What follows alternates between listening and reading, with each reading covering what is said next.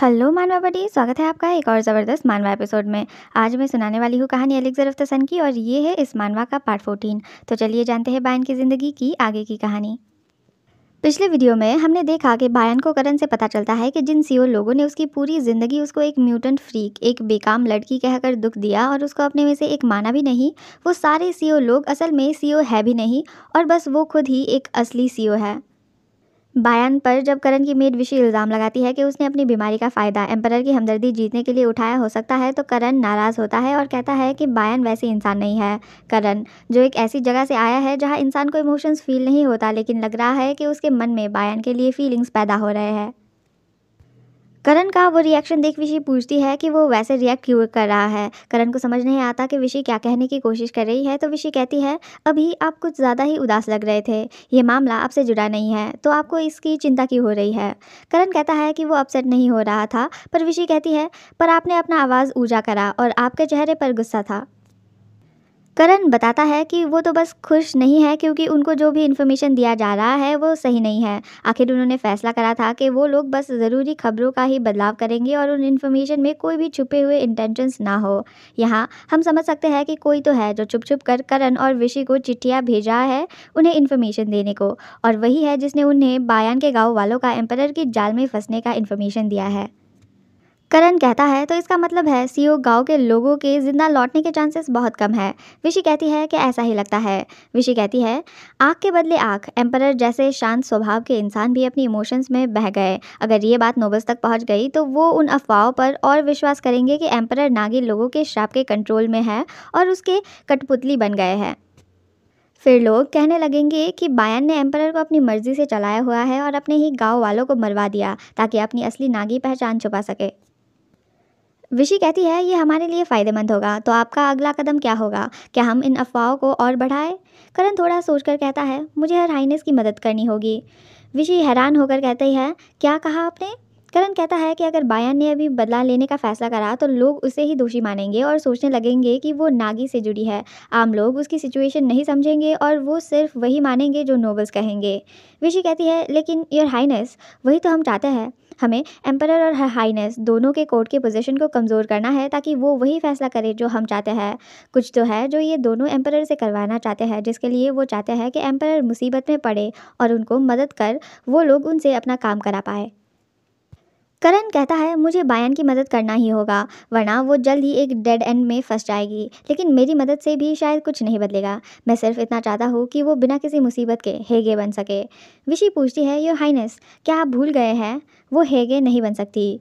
विशी के इस बात का करण कुछ भी जवाब नहीं देता। वो बस सोचता है कि मैंने ये बात क्यों कहा, मुझे इतनी बेचैनी क्यों हो रही है, कुछ तो गलत लग रहा है।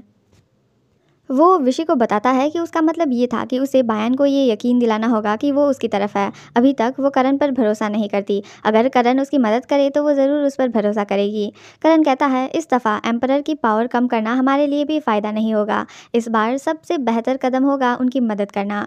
विशी पूछती है कि क्या ये ही सच में उसका इरादा है, तो करण कहता है कि हाँ। विशी करण से कहती है कि वो याद रखे कि उसके परिवार ने करण के लिए सब कुछ दांव पर लगाया हुआ है। करण कहता है कि उसको याद है। करण उस इंसान को जवाब लिखने को कहता है, तो विशी पूछती है, क्या लिखूं? करण कहता है, लिखो कि अब फाइनली टाइम आ गया है कि एम्परर मेरे बिस्तर में आए। दूसरी तरफ बायान के महल में सुयन एम्परर को बता रही है कि बायान ने रात का खाना खाने से मना कर दिया है और वो दोपहर से बीमार से लग रही है। एम्परर पूछते हैं कि उसको क्या हुआ है, तो सुयन कहती है कि पता नहीं, पर वो तब से ऐसी है जब कॉन्कुबाइन करण उसे मिलकर गई थी। एम्परर सुयन को बायान के लिए एक लाइट मील तैयार करने को कहते हैं और सुयन वहाँ से चली जाती है और एम्परर बायान के कमरे के अंदर कदम रखते हैं। जैसे ही वो अंदर आते हैं, बायान आकर झट से उनको गले लगा लेती है। वो बायान को बुलाते हैं लेकिन वो उनका कोई जवाब नहीं देती। एम्परर सोचते हैं कि आज बायन सच में कुछ अलग लग रही है। सुयन ने जो भी बताया था वो सब आखिर सच निकला। वो बायन को अपना सर उठाने को कहते हैं। बायन उनकी तरफ देखती है और उसके आँख आंसू से भरे हुए होते हैं और वो काफ़ी उदास लग रही है। उसको इस हाल में देख एम्परर गुस्सा होने लगते हैं और पूछने लगते हैं कि उसको किसने क्या करा। वो बस उनको बताए और वो उसको, लेकिन बायान उनको अपनी बात पूरी करने नहीं देती और एम्परर को कहती है, योर मैजेस्टी, मुझे अपने सीने से लगाइए ना। वो फिर एम्परर को पकड़कर उनको किस करने लगती है और कुछ ही वक्त में माहौल काफ़ी गर्म हो जाता है। एम्परर बायान को उन्हें टेम्प्ट ना करने को कहते हैं, लेकिन बायान के इरादे कुछ और है। अपना सारा काम निपटाने के बाद वो दोनों बिस्तर में बैठे हुए हैं जब बायन धीरे से एम्परर को पूछती है, आप मुझसे कोई सवाल क्यों नहीं कर रहे योर मैजेस्टी। एम्परर कहते हैं, और मुझे क्या पूछना चाहिए। बहन कहती है, बस ऐसे ही ये और वो। एम्परर कहते हैं, मुझे कुछ पूछने की ज़रूरत नहीं है। बहन उनकी तरफ देखकर कहती है, क्या आपको कभी ये जानने का मन नहीं हुआ कि मैं ज़्यादा पावर क्यों चाहती थी। एम्परर कहते हैं, नहीं, लेकिन मैं ये ज़रूर जानना चाहता हूँ कि तुमने आज रात का खाना क्यों नहीं खाया। वो बायन का हाथ लेते हैं और उसे किस करते हैं। बहन सोचती है, जितना मुझे पता है योर मैजेस्टी को मेरे बीते हुए कल के बारे में कुछ भी मालूम नहीं है, लेकिन फिर भी ऐसा लगता है कि वो मुझे कंफर्ट कर रहे हैं। बहन कहती है, योर मैजेस्टी, सच कहूँ तो मैंने कभी पावर दया दिखाने के लिए नहीं मांगी थी। मैं तो अपने गाँव को मिटा देना चाहती थी, बिना कोई निशान छोड़े। मैं बहुत बुरी हूँ ना योर मैजेस्टी। एम्परर उसे कहते हैं, मुझे यकीन है ऐसा करने को तुम्हारे अपनी वजहें होंगी। बहन सोचती है, हाँ, एम्परर मेरे साथ है, चाहे कुछ भी हो जाए वो हमेशा मेरे साथ खड़े रहेंगे। वो फाइनली एम्परर को अपने कल के बारे में बताते हुए कहती है, गांव वालों ने मेरी माँ को जहर देकर मार डाला। मुझे कॉन्कुबाइन बनाकर भेजने को उनके रास्ते में रहा सबसे बड़ा कांटा वो हटाना चाहते थे। जब भी मैं अपनी आंखें बंद करती हूँ मुझे लगता है जैसे मैं अब भी अपनी माँ को अपनी पीठ पर उठाकर पहाड़ों में भटक रही हूँ। बर्फीली आंधी के बीच कुछ दिखाई नहीं दिया था। पैरों का एहसास जा चुका था और जिस रस्सी से माँ को मैंने बांधा था वो मेरी त्वचा में चुभ रहा था। मुझे बस इतना याद है कि मुझे पता भी नहीं था मैं कहाँ थी। ठंड और डर ने मुझे घुटनों तक जमा दिया था। मैं ज़ोर ज़ोर से चिल्लाई, लेकिन कोई मदद करने नहीं आया। मैंने अपनी माँ की लाश को बाहों में लिया और कई दिनों तक इंतज़ार करा। मुझे लगा अगर मैं उसे काफ़ी देर तक पकड़ कर रखूँ तो शायद वो वापस उठकर कहेगी, क्या कर रही हो तुम। लेकिन वो कभी नहीं जागी। मैं कितनी बेवकूफ़ थी ना योर मैजेस्टी। एम्परर कहते हैं, नहीं, बिल्कुल नहीं। अगर मैं तुम्हारी जगह होता तो मैं भी वही करता। एम्परर को पता है कि अगर बायन को कभी कुछ हो जाए तो वो भी वही करेंगे। उसकी बेजान बॉडी को गले लगाकर रखेंगे ताकि वो वापस आ जाए। बायन कहती है, इसीलिए मैं बदला चाहती थी। मुझे उनसे इतनी नफरत थी कि उनके साथ एक ही दुनिया में जीना मुझे बर्दाश्त नहीं था। मैं चाहती थी कि मैं उन्हें एक बहुत ही दर्दनाक मौत दूँ ताकि उन्हें वही दर्द महसूस हो जो मैंने झेला था।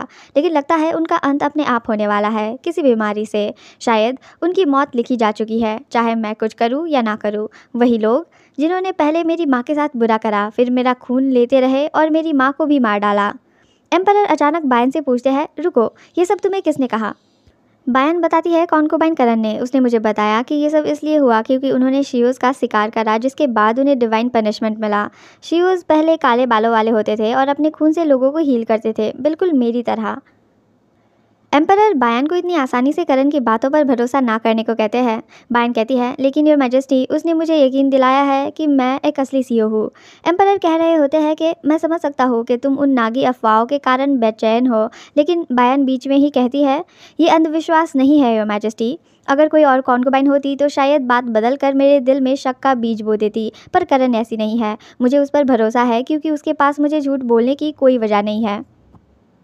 एम्परर कहते हैं कि वो बायन की बात समझ रहे हैं, लेकिन बायन उदास क्यों है। क्या वो अब गांव वालों को बंदी नहीं बना सकती।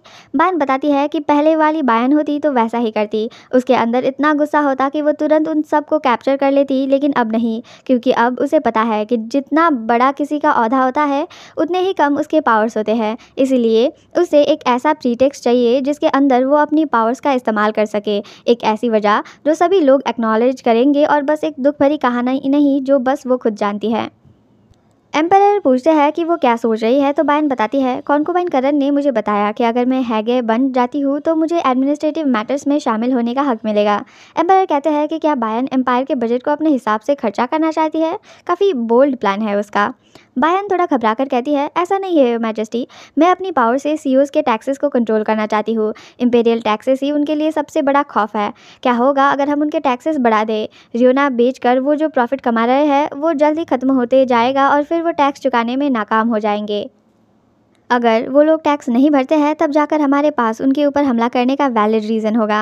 मैं फ्रंट लाइन में खड़ी होकर गाना गाँव की तरफ रवाना होंगी और जब वो दहशत में झूलेंगे मैं उन्हें बताऊंगी उनके दर्द और सफरिंग्स तो अभी बस शुरू हुए हैं। एम्परर उसकी तारीफ करते हुए कहते हैं, तुमने अच्छा मंसूबा बनाया है, लेकिन तुम्हारे प्लान में कई गलतियां भी हैं। बायन घबराकर पूछती है, कितनी गलतियां। तो एम्परर कहते हैं, पहला, हेगे बस इंपीरियल हाउस होल्ड के खर्चे और मामले में ही शामिल हो सकती है। जनता और फॉरेन लैंड्स पर टैक्स लगाना एम्परर का पावर है।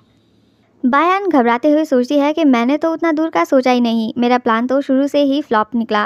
लेकिन तभी एम्परर कहते हैं पर इसका एक बहुत ही आसान सा सलूशन है, जैसे कि तुम मेरे कान के पास आकर कहो मैं सीईओज़ को नफरत करती हूँ, प्लीज़ उनके टैक्सेस बढ़ा दीजिए योर मैजेस्टी। बायान उनकी बात सुन हैरान रह जाती है। यहाँ एम्परर ये कहना चाह रहे हैं कि बायान के कहने पर वो उसके लिए कुछ भी करने को तैयार है। शायद बायान को पता नहीं, लेकिन ये भी उसकी पावर्स में से एक है, एक ऐसी पावर जो एम्परर के दिल में सबसे प्यारी है। एम्परर फिर से उसकी प्लान में से खामियां गिनते हुए कहते हैं, दूसरी बात, मुझे तुम्हारा जज्बा पसंद आया कि तुम सेना के साथ आगे खुद खड़ी होना चाहती हो, लेकिन ये मुमकिन नहीं है। हेगे युद्ध में भाग नहीं ले सकती, और अगर ले भी सकती तो मैं कभी उस बात की इजाज़त नहीं दूंगा।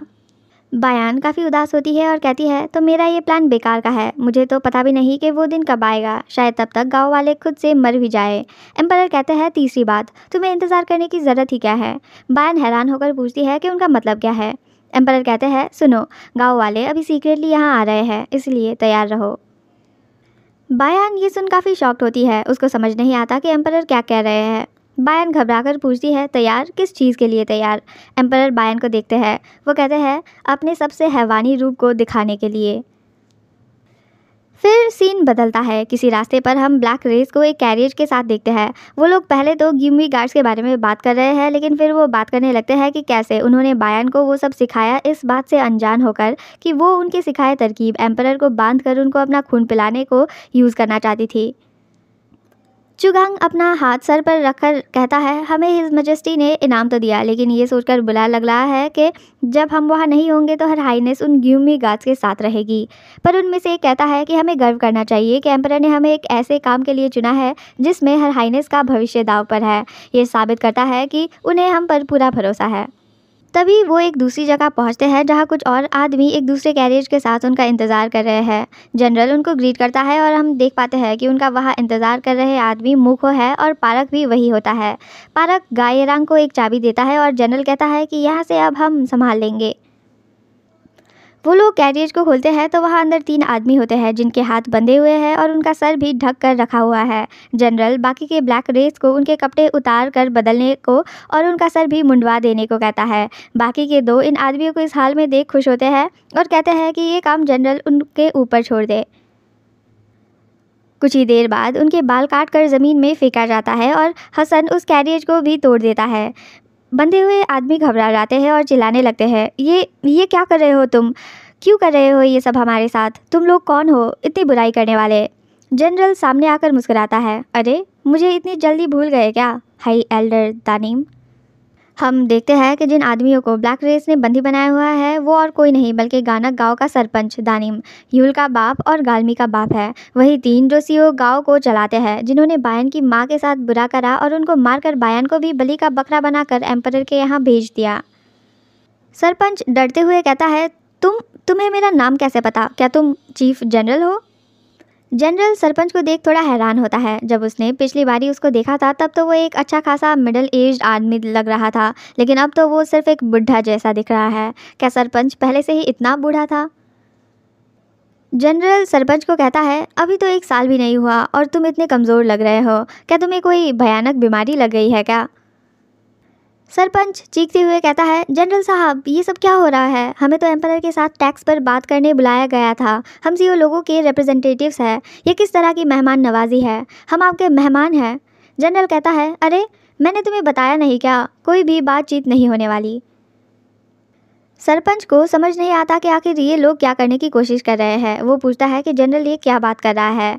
जनरल कहता है, तुमको कम सुनाई देता है क्या? ठीक है, ध्यान से सुनो, मैं सिर्फ एक बार कहूँगा, कोई बातचीत नहीं होगी। तुम लोग बातचीत के लिए जा रहे थे, तभी रास्ते में डकैतों ने तुम्हें मार दिया और तुम्हारा बॉडी भूखे जानवरों ने खा लिया। तो बताओ, जब तुम लोगों की लाश ही नहीं मिलेगी तो बातचीत कैसे होगी?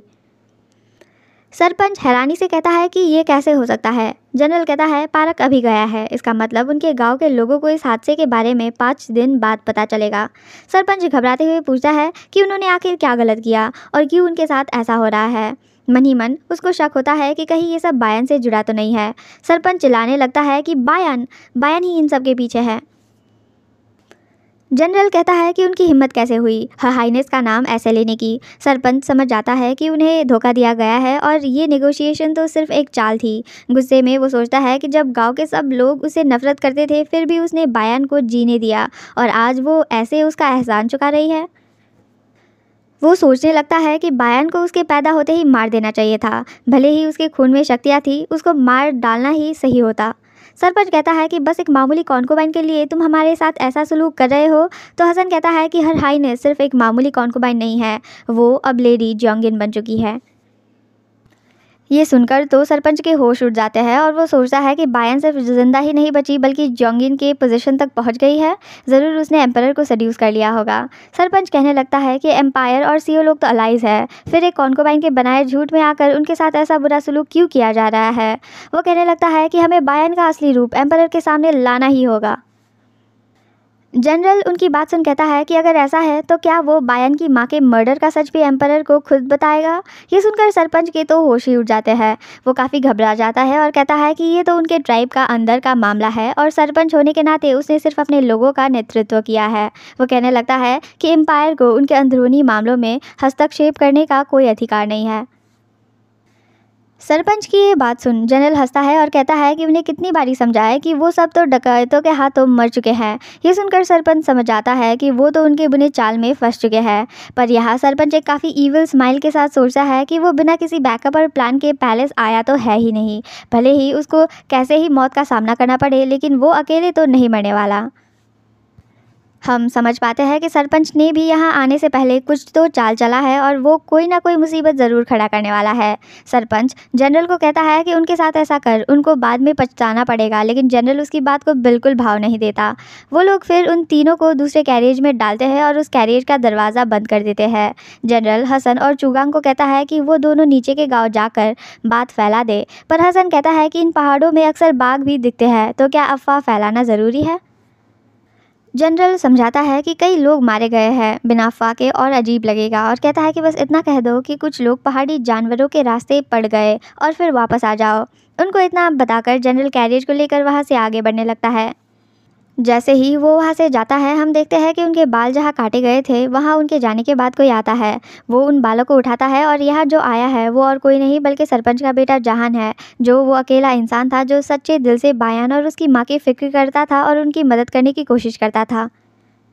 कहीं ना कहीं जहान को भी ये बात का अंदाज़ है कि इन सब के पीछे बायान का ही हाथ है।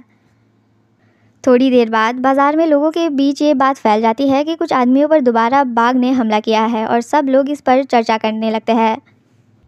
दूर से ये सब देखते हुए जनरल सोचता है कि जल्दी सबको पता चल जाएगा कि जो लोग मारे गए थे वो असल में सीओ गांव के एल्डर्स थे, वही जो नेगोशिएशन के लिए गए थे। और जब ऐसा होगा तो वो लोग तो सच में मरे हुए इंसान के बराबर हो जाएंगे।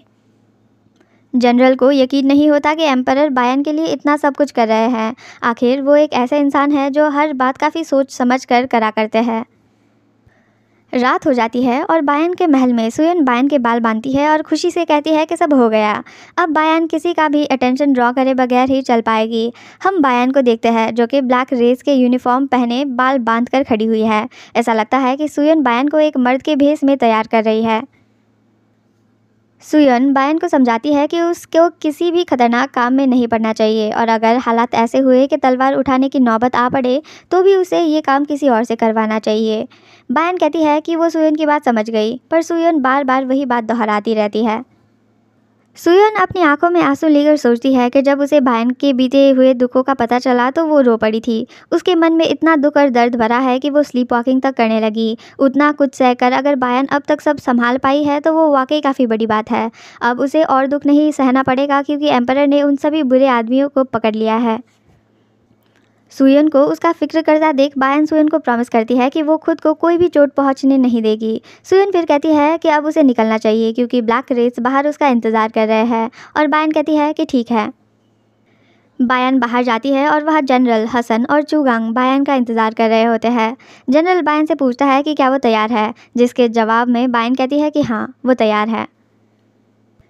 फिर किसी टनल के अंदर हाथ में मशाल लिए बायान चलते हुए सोचती है कि वो दिन आखिर आ ही गया।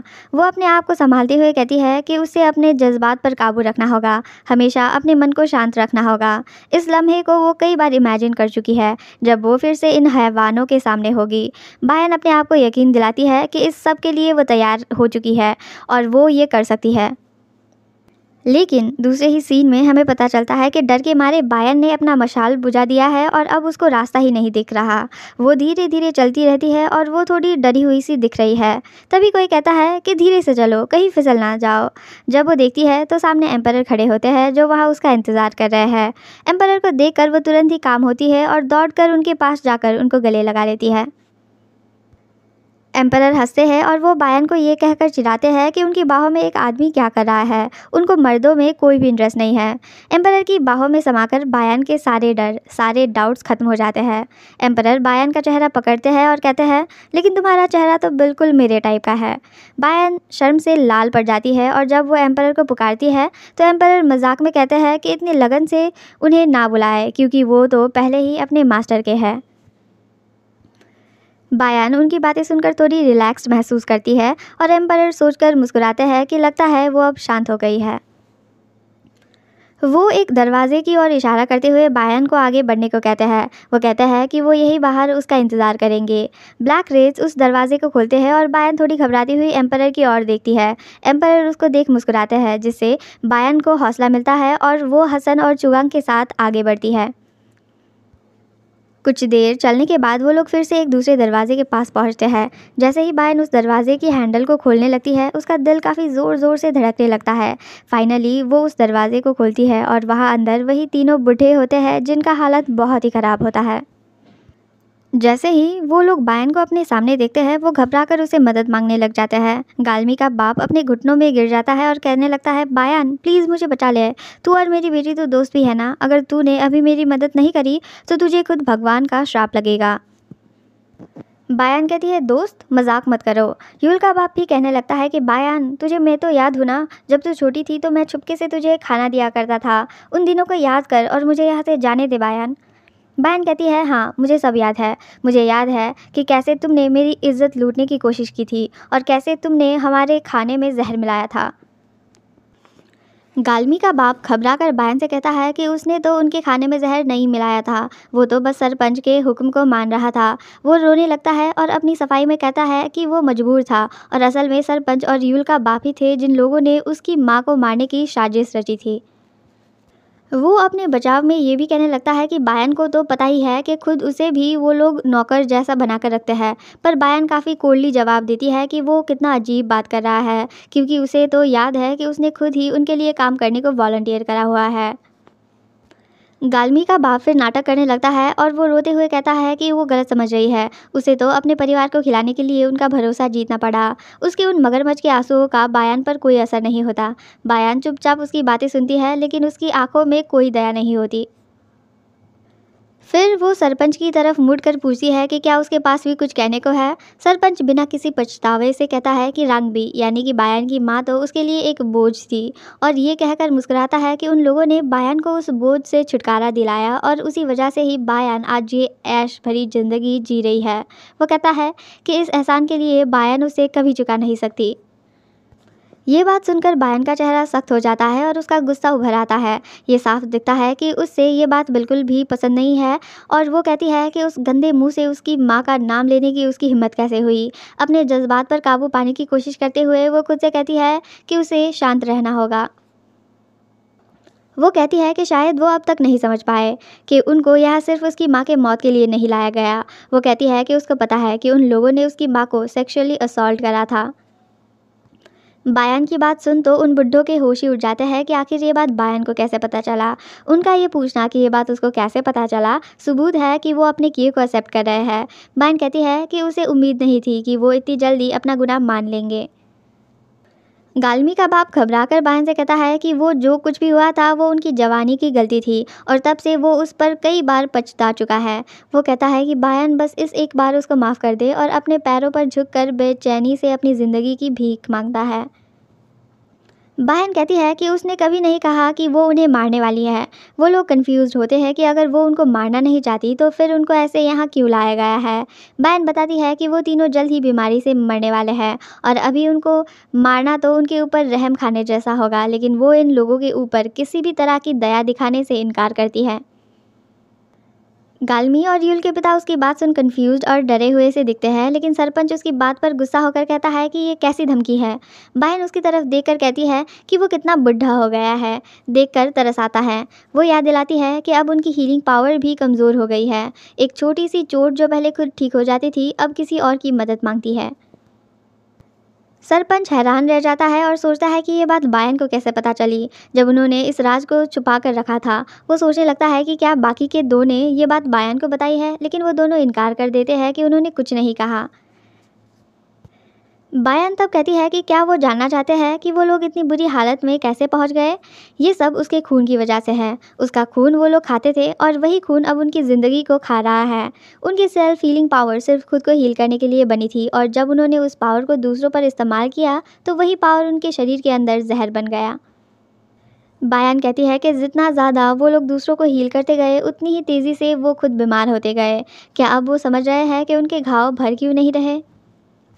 सरपंच अपना सर पकड़कर कहता है कि वो झूठ बोल रही है। बायान उसे इस हाल में देख खुश है और वो कहती है कि लगता है उसने सबसे ज़्यादा बायान के खून को पिया था, इसलिए अब वो अपनी उम्र के लोगों से 2 गुना बुढ़ा लग रहा है।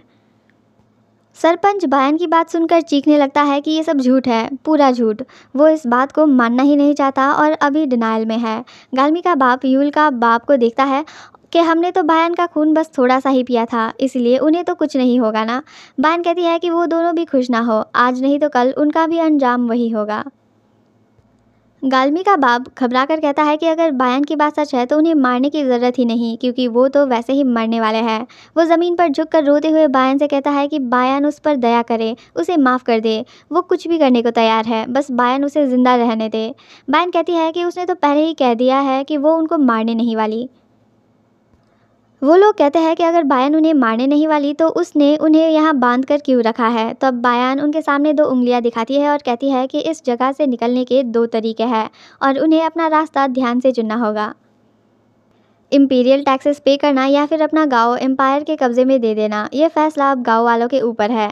बायान उनके सामने एक चाकू फेंकती है और कहती है पहला तरीका ये है कि अपनी जान खुद ले लो। अगर वो तीनों अपने खुद के हाथों से मर जाते हैं तो वो सीओ गांव से टैक्सेस को हटा देगी। ये सुनकर उन लोगों के पसीने छूटने लगते हैं और वो पूछते हैं कि तो अगर हम मर जाए तो गाँव बच जाएगा। सरपंच चिल्लाता है कि बायन उन्हें बेवकूफ़ बना रही है और ये सब एक चाल है ताकि उनके मरने के बाद पूरे गांव को मिटा दिया जा सके। बायन शांत रहकर कहती है कि उसे पहले से अंदाज़ा था कि वो लोग ऐसा ही कहेंगे, इसीलिए अब वो दूसरा तरीका बताएगी। वो कहती है कि दूसरा तरीका है इस जगह में 1 महीने तक सरवाइव करना। अगर वो लोग 1 महीने तक जिंदा रह गए तो बायन उन्हें आज़ाद कर देगी और वापस जाने देगी।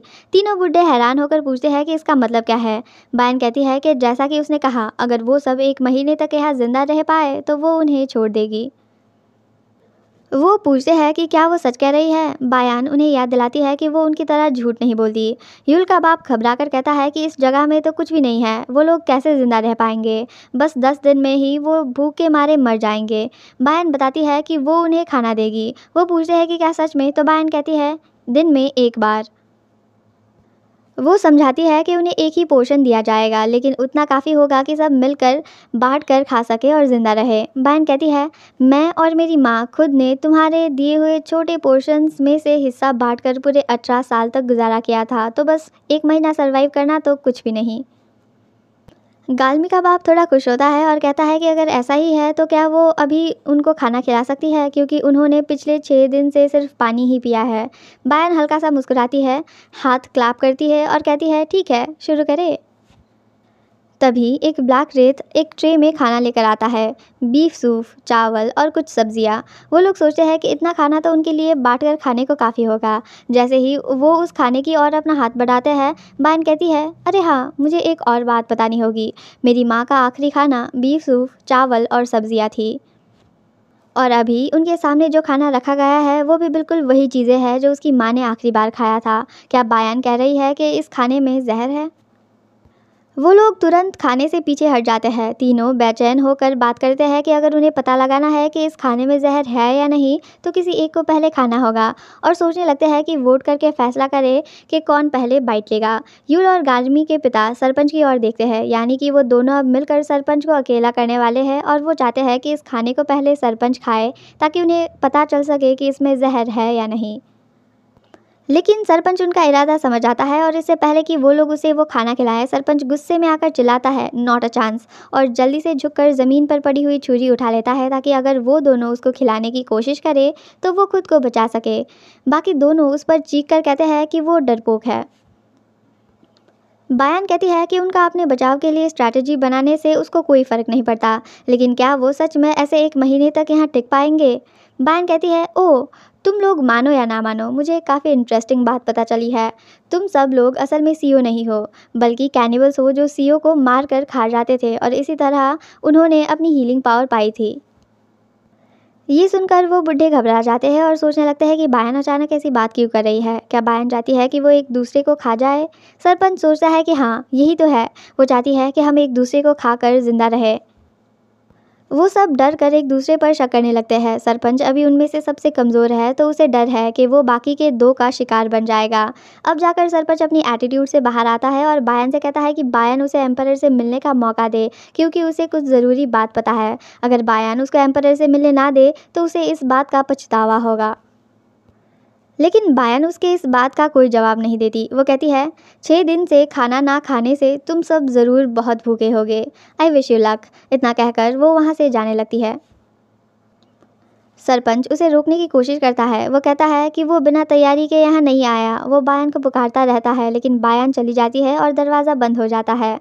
अब उस बंद कमरे में बस वो 3 ही रह गए हैं, और सरपंच को अब सबसे ज़्यादा खतरा है क्योंकि यूल और गाल्मी के पिता उसके खिलाफ मिल चुके हैं।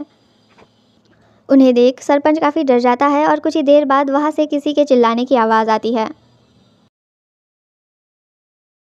तो दोस्तों, आज की वीडियो के लिए बस इतना ही। अगर आपको वीडियो अच्छा लगा हो तो प्लीज़ वीडियो को लाइक कर एक कमेंट ज़रूर छोड़ना, और साथ ही साथ चैनल को सब्सक्राइब करना मत भूलना, क्योंकि ये है आपका अल्टीमेट मानवा अड्डा।